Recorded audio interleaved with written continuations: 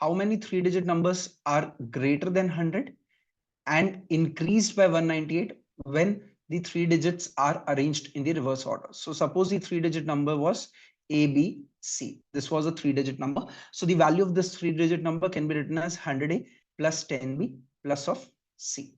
Now, when you reverse the digit, you will get the number CAB.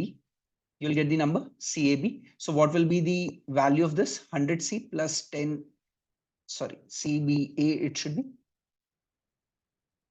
when you have reversed the digits. So it will become 10B plus of A, right? Now, what happens? This number increases by, the original number increases by 198. So if you take your original number and increase it by 198, that is when you will get your final number, right? Let's try to simplify this particular equation.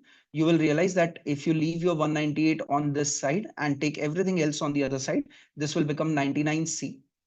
And 10B will get knocked off from the either side.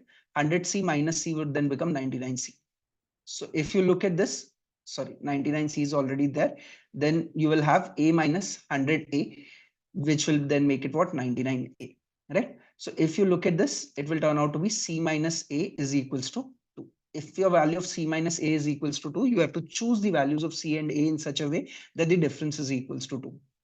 So C and A are single digit numbers, of course. So if ABC has to be a 3-digit number, the minimum possible value of A has to be equals to 1. So if I'm starting with C minus A being equals to 2 and starting A as 1, the value of C should be 3. If you take the value of C as 4, A will become 2. 5, then this will make it 3. I can go all the way up to taking 9 over here and taking a 7 over here. Right? So you will realize that 7 pairs of values of C and A are possible. C can be 3, then A will be what? 1. But the number was what? The number was ABC, correct?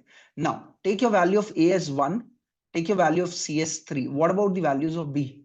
B can actually take any value from 0 to 9, right? So if B can take any value from 0 to 9 corresponding to 1 and 3 as a pair, you will have 10 possibilities, 103, 113, 123, and so on and so forth, all the way up to 193, right? Similarly, if you take 2 and 4 over here, you will again have 10 options corresponding to this. So corresponding to each of these pairs, you will get 10 options, and total number of pairs over here listed are 7 pairs. So 10 need to be added 7 times. So 7 into 10 would then give you what? 70 as the number of numbers possible.